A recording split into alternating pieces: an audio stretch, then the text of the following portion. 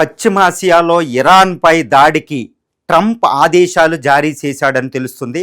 గత కొన్ని రోజులుగా ఆయన యుఎస్ఎస్ అబ్రహం లింకన్ అంటూ ఎయిర్ క్రాఫ్ట్ క్యారియరు స్ట్రైక్ గ్రూప్తో ఎన్నో డిస్ట్రాయర్లని డజన్ల కొద్దీ షిప్పుల్ని అక్కడ మోహరించడం జరిగింది. అందులో 90 F-13 ఆర్నెట్ లాంటి అధునాతన 5th జనరేషన్ ఫైటర్స్ను కూడా అక్కడ మోహరించారు. ఇప్పుడు ట్రంప్ ఇరాన్పై దాడికి పూర్తి ఆదేశాలు జారీ చేయడానికి అనుకూలంగా తను డైరెక్ట్ అంటే ఫైనల్ వార్నింగ్ ఇరాన్కి ఇచ్చారు. ఏమని ఇచ్చారు? నువ్వు చర్చలకు రావాలి, న్యూక్లియర్ డిస్కషన్స్ మీద ఇమ్మీడియట్గా చర్చలకు రా. 2, నీ దగ్గర ఎటువంటి బాలిస్టిక్ మిసైల్స్ కూడా ఉండకూడదు ఇజ్రాయెల్ చేరగలిగే. తర్వాత నువ్వు హౌతీస్కి, ఇటు హమాస్కి, హిజ్బుల్లా ఇటువంటి వాళ్ళు ఎవ్వరికీ కూడా సపోర్ట్ చేయకూడదు. ఇలా అయితే నువ్వు చర్చలకు రా, లేదా నీ జీవితం సర్వనాశనానికి రెడీగా ఉండవను డొనాల్డ్ ట్రంప్ ఇరాన్ అధ్యక్షుడు అయతుల్లా అలీ ఖైమానికి ఫైనల్ వార్నింగ్ ఇచ్చారు. ఇప్పుడు ఇరాన్ ఏమంటుంది? మా ట్రిగ్గర్ మీద చెయ్యి ఉంది, మా ఫింగర్ ట్రిగ్గర్ మీద ఉంది, నీ ఇష్టం వచ్చినట్టు చేసుకో, నువ్వు ఫోర్స్ ఉపయోగిస్తే నేను ఉపయోగించను, చర్చలకు రెడీ, కానీ నువ్వు బలవంతం పెడితే నేను రాను, యుద్ధానికి రెడీ అని ఇరాన్ ప్రకటించింది. వెంటనే డొనాల్డ్ ట్రంప్ పూర్తి ఆదేశాలు ఇచ్చారని తెలుస్తుంది. ఏ క్షణంలోనైనా, ఏ గంటలోనైనా ఈరోజే ఇరాన్ మీద పూర్తి సంసిద్ధంగా అమెరికా రక్షణ దళాలు రెడీ అయిపోయింది, సెంట్రల్ కమాండ్ రెడీ అయిపోయింది, ఇటు ఇజ్రాయెల్ రెడీ పెట్టింది, కొన్ని గల్ఫ్ దేశాలతో చర్చలు జరుపుతుంది వాళ్ళు ఇవ్వకపోయినా సపోర్ట్ చేయడానికి. కానీ ఇప్పుడు ఒక అతిపెద్ద పరిణామం ఇప్పుడు జియో పొలిటికల్గా జరిగింది. ఏంటి అంటే ఇరాన్కి ఇంత ధైర్యం ఏంటి అంటే ఇరాన్ కూడా చాలా జాగ్రత్తగా ప్రయత్నం చేస్తుంది. అదేంటంటే ఇరాన్కి సపోర్ట్గా త్రికూటమి ఫామ్ అయిందండి. ఈ త్రికూటమిలో ఎవరున్నారు అంటే ఇప్పుడు Vladimir Putin Russia, Xi Jinping China, తర్వాత విచిత్రంగా ఇప్పుడు ఏంటంటే అమెరికాకి దడదడలాడించే ఒక దేశం ఉందన్నమాట. ఎందుకంటే రష్యా చైనాలు ఆలోచిస్తాయి, ఎందుకంటే అమెరికా వేసే క్షిపణులు ఏమవుతామా అని. కానీ కిమ్ జాంగ్ ఉన్ నార్త్ కొరియా ఈ పేరు చెప్తేనే ట్రంప్కి దడదడలన్నమాట. ఎందుకంటే యునైటెడ్ స్టేట్స్ ఆఫ్ అమెరికాకి కొన్ని అణుక్షిపణులు ఉన్నాయన్నమాట. ఇవి Los Angeles, California, Washington DC, New York సిటీని భస్మీపటలం చేసే అణ్వాయుధాలు అణుక్షిపణులు ఈయన రెడీ పెట్టుకుని ఉన్నాడు. వాటిని అమెరికా ఆపలేదు, గుర్తుపెట్టుకోవాలి. మ్యాక్ 20 స్పీడ్ తోటి వెళ్తాయి. కాబట్టి ఈయన యుద్ధ రంగంలోకి వచ్చాడు ఇప్పుడు. అంటే ఏంటి? పుతిన్, జీ జిన్పింగ్, తర్వాత కిమ్ జాంగ్ ఉన్ వీళ్ళు ఒక త్రికూటమి ట్రైలాటరల్ గ్రూప్ కింద ఫామ్ అయ్యి ఇరాన్కి సపోర్ట్ చేస్తున్నారు. అంటే ఈ డొనాల్డ్ ట్రంప్ పరిస్థితి ఏంటి? ఇది అసలైన విషయం అనమాట. యుఎస్ ఏంటంటే అక్కడ అతిపెద్ద ఎయిర్ క్రాఫ్ట్ని మోహరించింది, కానీ ఇరాన్ డైరెక్ట్గా ఉంది. ఇప్పుడు నార్త్ కొరియా రంగంలో దిగడం అంటే యుద్ధం ఏ రంగంలోకి వెళ్తుంది, ఏ స్థాయిలోకి వెళ్ళొద్దాం మనం ఊహించుకోవచ్చు. ఎందుకంటే నార్త్ కొరియాని అమెరికా బెదిరించలేదు. నార్త్ కొరియాతో పెట్టుకుంటే అది భస్మీపటనం చేసేది యుఎస్ని. కానీ నార్త్ కొరియా దగ్గర అది ఏం చేయడానికి ఉండదు. అమెరికా ఏం చేసేస్తుంటే తిరిగి చేయడానికి ఏముండదు, దాని దగ్గర ఏమీ లేదు. కాబట్టి అమెరికాయే సర్వనాశనం. తర్వాత చైనా రష్యాలు ఏంటంటే చైనా అమెరికా ఎయిర్ క్రాఫ్ట్ క్యారియర్నే లక్ష్యం చేసుకుని పర్షియన్ గల్ఫ్లో ఒకటి చేసింది. ఏంటది? YJ-20 అంటే హైపర్సోనిక్ యాంటీ షిప్ హైపర్సోనిక్ మిసైల్ని సరఫరా చేసింది. DF-17 కూడా దొంగ చాటుగా. తర్వాత రష్యా తన కింజాల్ యాంటీ షిప్ మిసైల్స్ ఇచ్చింది. తర్వాత Russia S-400, S-300 air defence సిస్టమ్లు ఇచ్చింది. ఒకప్పుడు గత జూన్లో జరిగిన 12 రోజుల యుద్ధంలో ఇరాన్ చాలా ఇబ్బంది పడింది.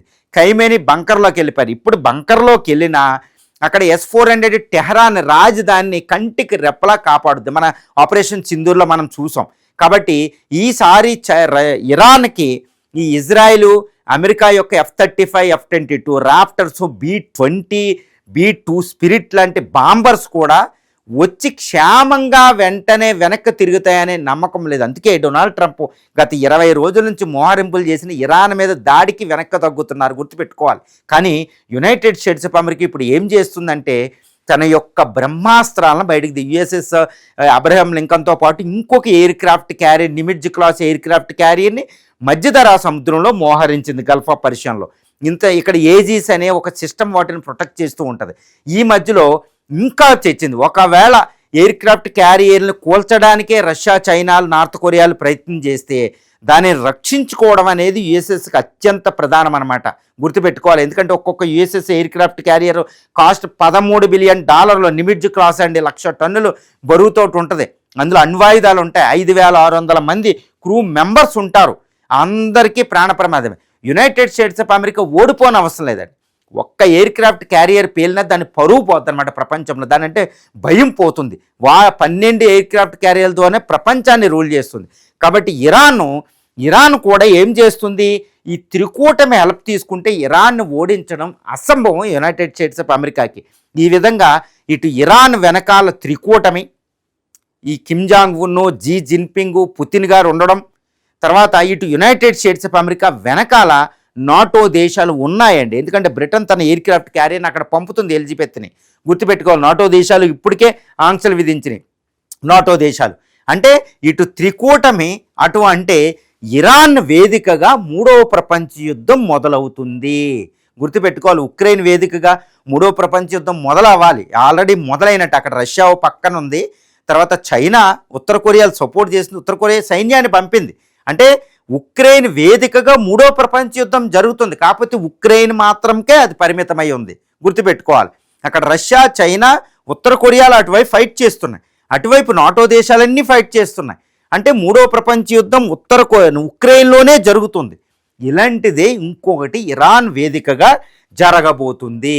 ఇప్పుడు ఏంటంటే అక్కడ రష్యా బదులు ఇక్కడ అమెరికా ఉంటుంది, అమెరికా నాటో దేశాలు ఉంటే ఇప్పుడు Putin, Xi Jinping, Kim Jong మళ్ళీ ఇక్కడ ఒక వేదిక. అంటే అటు ఉక్రెయిన్, ఇటు ఇది ఇరాన్ ఏంటంటే ఉక్రెయిన్ లాంటిది కాదు, ఇరాన్కి స్వయంగా చాలా శక్తివంతమైన దేశమే, కాకపోతే అంత అమెరికాతో సరితూకపోయినా దాని వెనకాల ఇవి ఉంటున్నాయి. అంటే ఇంకో యుద్ధ రంగం మొదలవుతుంది. ఇదేంటంటే చాలా చాలా డేంజర్. అక్కడ ఇజ్రాయెల్ ఉంటుంది, గల్ఫ్ దేశాలు ఉంటాయి, ఇస్లామిక్ వర్సెస్ క్రిస్టియన్గా మొదలవుతుంది. కాబట్టి ఇరాన్పై అమెరికా దాడి చేస్తే ఈరోజు జరిగే అవకాశాలు పూర్తిగా ఉన్నాయి. ఎందుకంటే డొనాల్డ్ ట్రంప్ ఆయన ఈ డిటర్మైండ్, ఆయన సంకల్పం అసలు ఎట్టి పరిస్థితుల్లో వెనక్కి వెళ్ళలేదు, ఆయన పిచ్చిగా యుద్ధం చేస్తున్నాడు. అమెరికా ప్రజలు ఆయన దిగిపోమంటున్నారు, డైవర్షన్ ఆఫ్ పాలిటిక్స్ ఉపయోగిస్తున్నారు. ఎట్టి పరిస్థితుల్లో ప్రపంచాధిపత్యం ఇరాన్ని సర్వనాశనం చేస్తానని ఉన్నాడు. ఇంకోటి ఏంటంటే ఇరాన్కి అవసరమైతే ఇరాన్పై న్యూక్లియర్ బాంబే ప్రయోగిస్తానను అని తన ఓహియో క్లాస్ న్యూక్లియర్ సబ్మెరైన్స్ కూడా ఈ పర్షియన్ గల్ఫ్ దగ్గర మోహరించాడు ఎయిర్ క్రాఫ్ట్ క్యారియర్లతో కలిపి. అంటే అంత డేంజర్. అంటే అవసరమైతే ఇరాన్పై అణ్వస్త్రాన్ని ప్రయోగించే అవకాశం ఉంది. అందుకనే పుతిన్ వార్నింగ్ ఇస్తున్నారు, టెహరాన్ చాలా జాగ్రత్తగా ఉండాలి, ఇరాన్ ఆయన అవసరమైతే న్యూక్లియర్ బాంబు వేస్తాడని. ఎందుకంటే ఉక్రెయిన్ రష్యా యుద్ధం చూసాం, 3.5-4 సంవత్సరాలుగా అక్కడ రష్యా ట్రాప్ అయిపోయింది. అమెరికాకు ఇప్పుడు ఒక భయం, ఇరాన్ యుద్ధం మొదలవుతే దాని వెనకాల ఉత్తర కొరియా, ఈ చైనా, రష్యాలు ఉంటే యుద్ధం పొడిగించబడద్ది, అది చాలా ప్రమాదం, వియత్నాం యుద్ధం, ఉక్రెయిన్ యుద్ధం లాగా. కాబట్టి అమెరికా ఈ యుద్ధం మొదలు పెడితే 5-6 రోజుల్లో లేకపోతే 2 రోజుల్లో సర్వనాశనం చేసేయాలి ఇరాన్ని, వెంటనే బయటికి వెళ్ళాలనే ఒక ప్రయత్నంతో అది చేస్తుంది. కానీ ఇక్కడ ఇరాన్ని నాశనం చేయడం అంత ఈజీ కాదని ఇక్కడ చాలా రిపోర్ట్లు మనకు చెప్తున్నారు, డిఫెన్స్ ఎనలిస్టులను బట్టి చెప్తున్నారు. ఎందుకంటే ఇరాన్ ఓడిపోవడం అనేది అసంభవం. ఎందుకంటే మొత్తం ఐఆర్జీసీ గార్డ్స్తో కలిపి ఇరానియన్ ఆర్మీ, నేవీ అన్నీ కలిపితే 10 లక్షలు, 1 మిలియన్ ఫోర్స్ ఉంటారనమాట. తర్వాత ఇరాన్ కూడా ఒక పెద్ద దేశం, అది గుర్తుపెట్టుకోవాలి. సుమారు 13 లక్షల చదరపు కిలోమీటర్లతో ఉంటుంది అనమాట. అక్కడ పర్వత ప్రాంతం, జాగ్రోసు, ఎల్బర్జ్ అనే మౌంటైన్స్ ఉంటాయి, దస్తకి, కావూర్, దస్తకి, లేకపోతే డెజర్ట్లు ఉంటాయండి. అలాంటి ఇరాన్ ఓడించడం అసంభవం కింద కనిపిస్తుంది, పైగా రష్యా. కాబట్టి ఇరాన్ యుద్ధం పొడిగించబడద్ది, అమెరికా కోరుకున్నట్టు ఈజీగా జరగదు. కానీ అమెరికాకి ఇప్పుడు డొనాల్డ్ ట్రంప్ చేసేది ఏంటంటే చాలా ఖచ్చితంగా నేను ఓడిస్తానని కూర్చున్నారు. కానీ అంత ఈజీ కాదు. అక్కడ అమెరికా ఒక పక్షాన, నాటో దేశాలు ఒక పక్కన ఉంటే మరో పక్క త్రికూటమి, Jinping, Putin, Kim Jong Un, ఒక మిరాకిల్ మ్యాన్ అనమాట, ఆయన ఉండడం, ఇది ఇరాన్కి వేదికగా 3వ ప్రపంచ యుద్ధం, మహా వినాశక యుద్ధం, హైలీ డూమ్స్ డే యుద్ధం లేదా న్యూక్లియర్ యుద్ధం అనేది అక్కడ ఇరాన్ వేదికగా జరగబోతుంది. ప్రపంచం వణికిపోతుంది. మరి అమెరికాని ఎవరైనా ఆపగలరా అంటే ఇప్పుడు యుఏఈ, సౌదీ అరేబియా దేశాలు రంగంలో దిగి, ముఖ్యంగా టర్కీ కూడా రంగంలో దిగి ఎట్టి పరిస్థితుల్లో యుద్ధానికి ఆపడానికి అక్కడ మీడియేషన్ చేస్తున్నారు. ఇరాన్ మాత్రం నేను వెనక్కి తగ్గను, నా మీద ఫోర్స్ ఉపయోగించాలని, యుద్ధం కత్తి మెడ మీద పెట్టి నన్ను న్యూక్లియర్ డిస్కషన్స్ అన్నీ ఆపమంటే నేను ఆపను, నేను డిస్కస్ చేస్తా, కానీ అమెరికా వెంటనే ఉపసంహరించుకోవాలి. కానీ ఈసారి అమెరికా అధ్యక్షుడు ఊహించుకునే స్థితిలో లేడు. ఏంటి, ఇరాన్లో ప్రభుత్వం మీద, ఖైమేనీ ప్రభుత్వం మీద తిరుగుబాటు వాతావరణం ఉంది ప్రజల్లో. కాబట్టి ఇలాంటి వాతావరణం మళ్ళా రాదు అమెరికాకి. 2, ఇరానియన్ ప్రాక్సీస్ అంటారు, హౌతీసు, అక్కడ హమాసు, హిజ్బుల్లా ఇవన్నీ వీకెన్ అయ్యింది. సిరియా ఇరాన్ చేతుల నుంచి జారిపోయింది. కాబట్టి పుతిన్ అక్కడ యుద్ధంలో ఇన్వాల్వ్. కాబట్టి ఇరాన్ అనేది వీకెస్ట్. గత 1979 షా అంటే ఇస్లామిక్ రెవల్యూషన్ తర్వాత ఇరాన్ ఇంత బలహీనంగా ఎప్పుడూ లేదు. కాబట్టి ఎలాంటి అవకాశాన్ని అమెరికా వినియోగించుకుని తీరాల్సిందేనని ట్రంప్ చెప్తున్నారు. కాబట్టి అక్కడ అమెరికా క్యాబినెట్ ఆమోదించింది, అంత సెంట్రల్ కమాండ్ రెడీ అయిపోయింది, అమెరికా అంత సంసిద్ధత వ్యక్తం చేసింది, అన్నీ సిద్ధం చేసుకుంది ఇరాన్ని 2-3 రోజులు యుద్ధంలో ఓడించాలని.